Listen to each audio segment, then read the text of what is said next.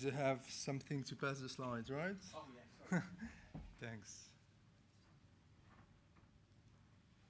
Okay. So, hi everyone. I think that you know roughly what we'll be speaking about. You also know about me. I presented myself earlier. My name is Picovsky. I'm coming from Israel, and I'm the CEO and co-founder of a project called VinX. VinX is a digital platform that intends to bring the blockchain to the wine industry and to allow wineries to create wine future. That's what we'll see. So I was born, as I said, and grew up in France. I moved to Israel some 20 plus years ago. This is where around 5 years ago I met my co-founder and our friend Jacob Ner David. I'm coming from a lot of years in corporate finance, investment banking, private equity funds. Jacob is a serial entrepreneur, brought companies to IPO on NASDAQ. For over 20 years, he's been a serial entrepreneur. And 7 years ago, Jacob set up a winery in the north of Israel. And we met 5 years ago when Jacob was a consultant to McKinsey and I was a partner in investment house. We met around Fintech, and soon enough we started speaking about wine. We started speaking about wine, and Jacob was sharing with me the large financial difficulties you have in an industry of that type. So this is the base, how our story started. We come from the traditional industry, and here is our story, how we brought it to the blockchain. The wine industry, you may know or may not, is a huge global industry. It's over a $300 billion yearly revenue industry. It's a company. It's an industry that grows. It's an industry that grows over 20% year over year. And to the difference of many industries that we've seen changing over the last years, it is an industry that didn't have any or almost any change in the new any digital transformation. Today, only 4% of the wine worldwide is sold online. There's also something inherently that is very complex and very specific to this industry, and we could call it a malfunctioning of that industry, is that 2/3 of the value of a bottle of wine that is sold retail is basically eaten by an entire value chain, and that value doesn't go to the winery. If a bottle of Jezreel, that is the name of Jacob's winery in the north of Israel, is sold in New York at $30, the winery gets $10. Not only that, the winery gets those $10 after 2 or 3 years, because between harvest and the wine being sold in retail, you've got a huge, complex cycle that is opaque, that is not controlled by the winery, although the winery has taken all of the risk till the end of the process. So we were discussing this, and we saw that Jacob was explaining to me how complex this story was for wineries.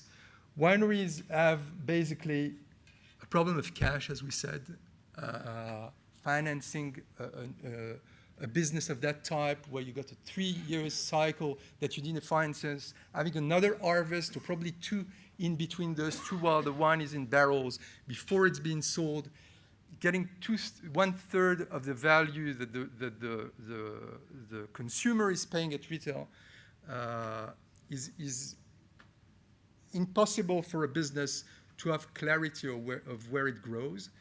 And all those boutique wineries are hardly suffering from this. Not only this, it is a very demanding and traditional business that doesn't know to create community, to enlarge community, to entertain community. Although today, it's not like 200 years ago, you have an iPhone, you could go on YouTube, make a little video of how the process goes.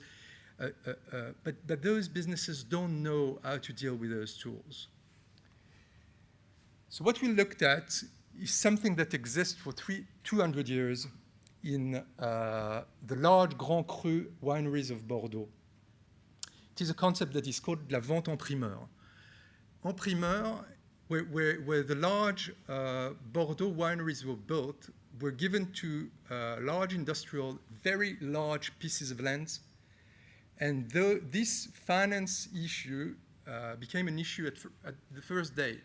So what they said, what they decided to create is basically not something that from the financial world, we now speak about structured product, we speak about futures.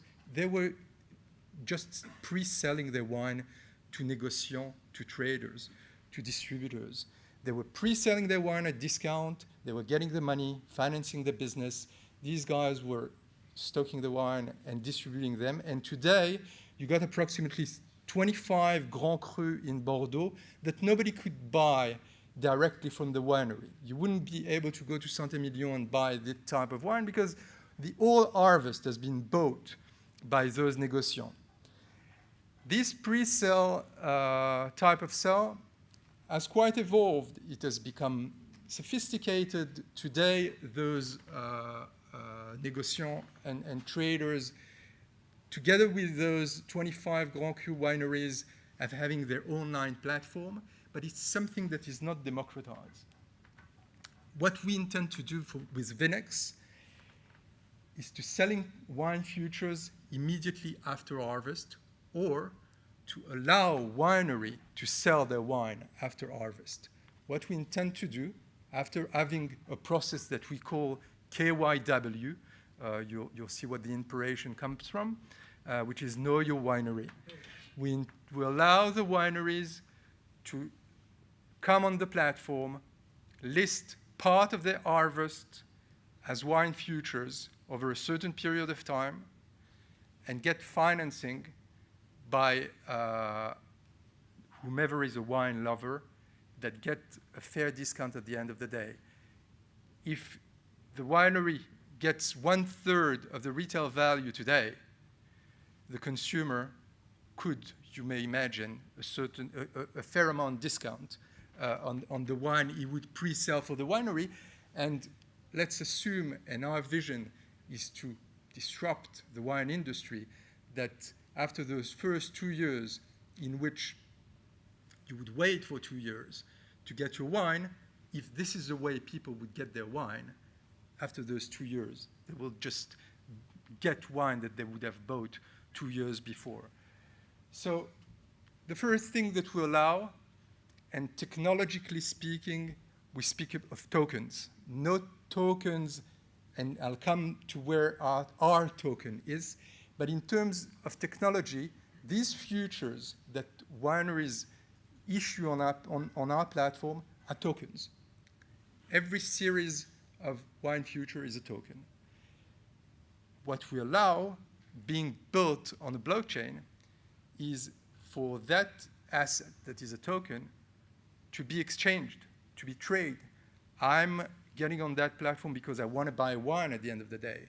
But I can get on that platform because if I get something at 50% discount and I get twice my money over 2 years, it's a fair investment. It's not only a fair investment, it's a fair investment that has an underlying asset, that is wine, at the end of the day.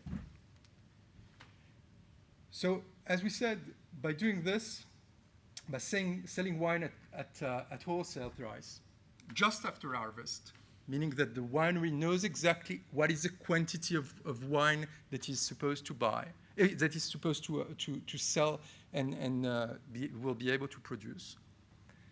We allow to solve that cash issue for not the Grand Cru winery, not the very, very low-end winery, but in a market of $300 billion plus, it gives us a total addressable market of, let's say, $200 billion. Okay?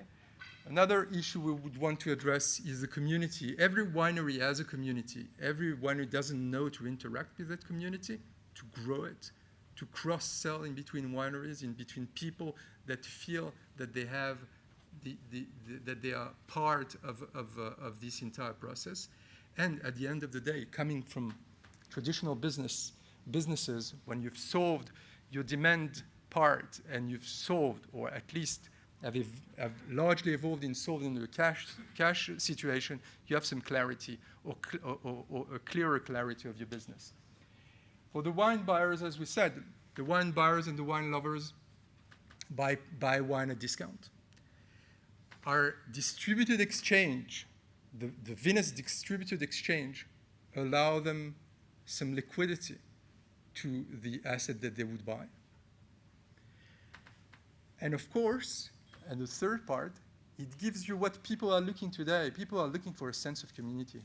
People are looking to belong to something. When I told that story to a friend of mine in LA, he told me, but it's like the movie store. It's like a movie story. You become a producer. You become a wine producer. You're part of the wine production. So it's the second part that we're speaking about. When we started our journey, Jacob and I turned to a brilliant entrepreneur, very young in Israel, that was the founder of a very successful Fintech company at the time. I consulted him as an investment banker. Jacob consulted him as a consultant for McKinsey. He turned to be the VP R&D of Zen Protocol. Zen Protocol is a new protocol that is designated not to financial to financial instruments, specifically to financial instruments. And when we spoke to Doron about it, he told them, well, your use case is definitely what we're looking for. And we've decided to team up with the Zen Protocol team. We're building we're building VinX as design partners of the Zen team, as we are one of their first use cases. And this platform, as we said, will allow to create not ICOs, but what we've called IFOs, initial future offering, which technologically speaking are smart contracts. They are built on the blockchain, and they are tokens in a certain way. But we didn't want to replace that middleman or that value chain by a new middleman. So we said, okay, where is our business? Where do we make the value to our business? So we decided to create a model of that type. We create the VinX Reserve. We're not taking any fee on any transaction being done on that distributed exchange. This is distributed. This is to the public. This has nothing to do with the winery itself either. What we ask is that every winery that would use our platform would pay us a listing fee. They would pay us a listing fee in futures. And they would pay us a certain percentage, 3% of the entire month that at the end of their IFO period would be listed. These 3% will go into a reserve. We'll have, at the end of the day, a reserve that grows along our business. The more our business grows, the more this reserve grows from the fees we will be getting into that reserve. And this is this reserve that we want to tokenize. First, because we want to address another audience than the wine lover that knows this specific and this specific winery and buys future from that winery or the other. We have people that love wine, but want also to discover wine. So we tell them, okay, we create a sort of an index. Our token is an index of this entire ecosystem that we're creating of wineries that are listing over our platform. Buy our token, you'll be buying part of a reserve that would grow. The more wineries are listing, the more this reserve gets value. In that token, will be a percentage of the VinX reserve. It will be tradable as a token. And the idea is not only to have the reserve growing by the fees we would get from the wineries, but also from the money we get from the ICO. Of course, part of the proceeds would go to complete this entire system of ours, but a large chunk of it would go to be able proactively to participate in this IFOs. And basically that reserve is a portfolio that we will be able to create not only from the fees that we would get, but also proactively by participating and pumping every IFOs at the time. So this reserve is necessarily related to the growth of our business and to the number of wineries we embark into our journey. This reserve also benefits from that tool that we've been creating, that is this decentralized exchange, to gain liquidity. As we discussed, we're bringing liquidity to liquid. And so this is our story. From then, Jacob and I have also had, except of the Zen team, a CTO joining us. We have an interesting and diverse advisory board, part from the wine industry, part from the finance industry, part from the crypto industry. Everything is on our one-pagers and on our website. We start that journey of private pre-sale this month. So this is one of the first time I've been speaking. Thank you very much, and I'm waiting for your questions.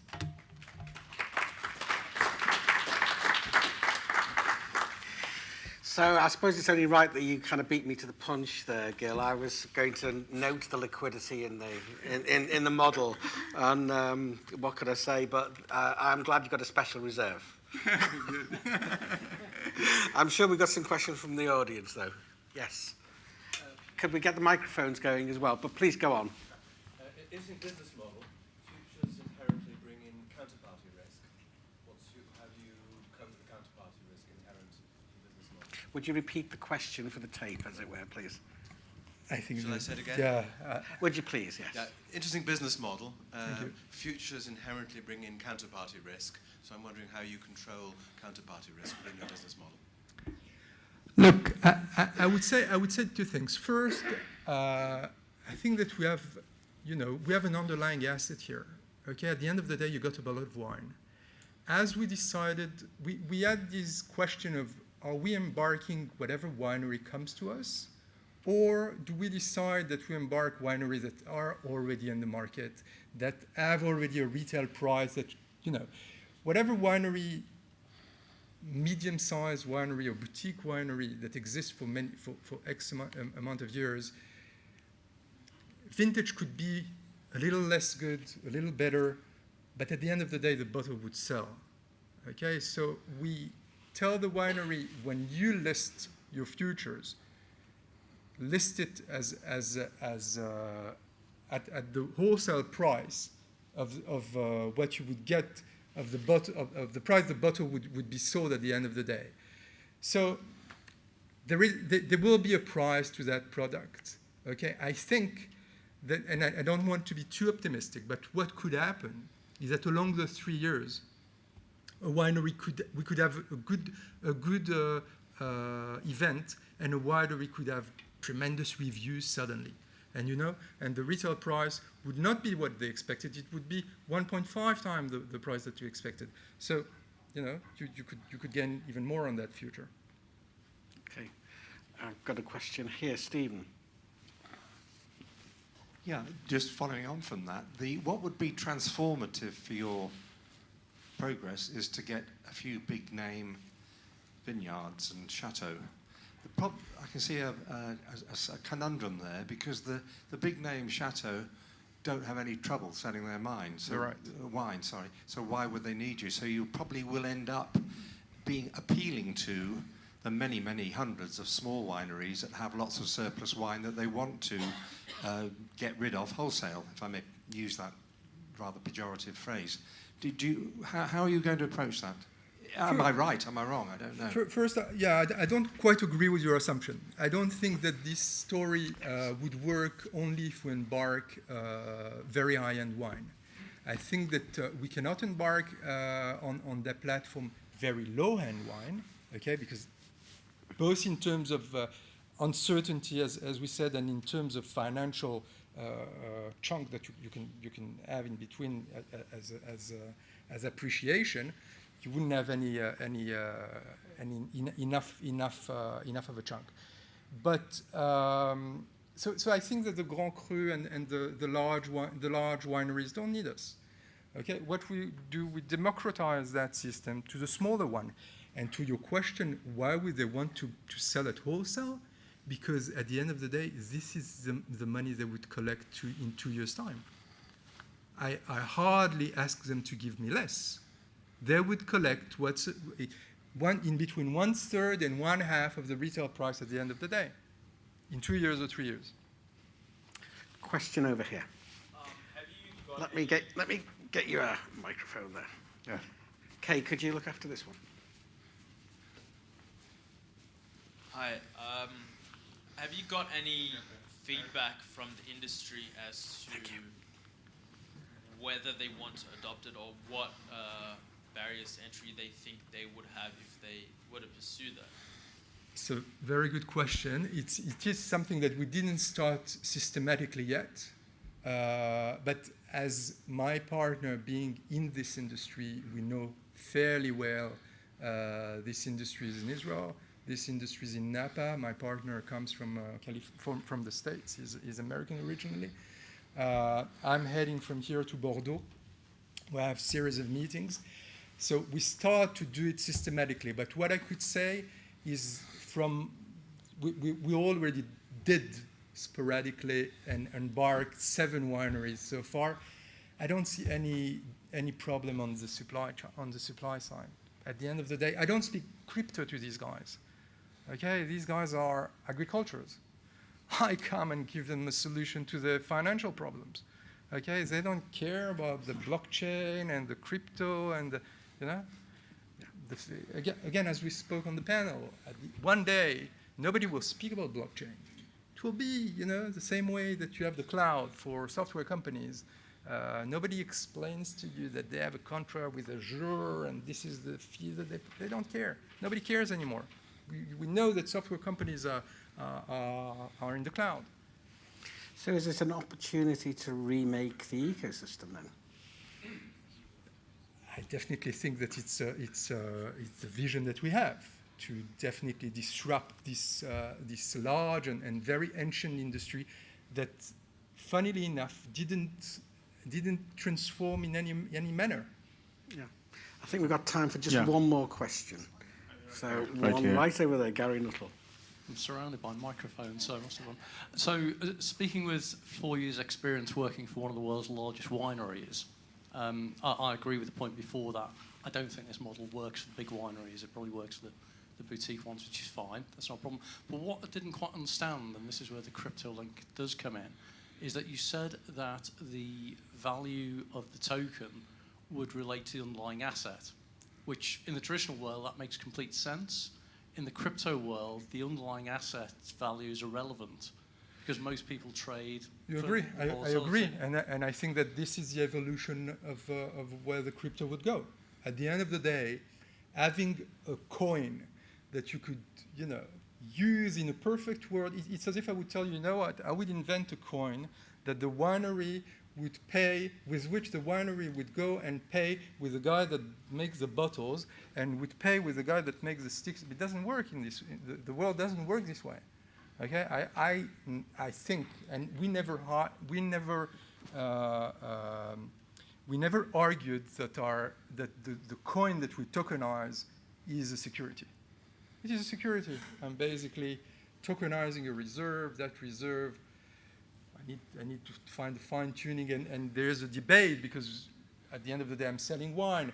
We also, and I didn't touch about this, but with that token that you would have that would trade on other exchanges, hopefully, when the market comes to maturity at the value of the reserve, okay, as a chunk of the reserve, you got a limited number of tokens, you got a reserve that is a fund, basically, you got a share in a fund in a certain manner.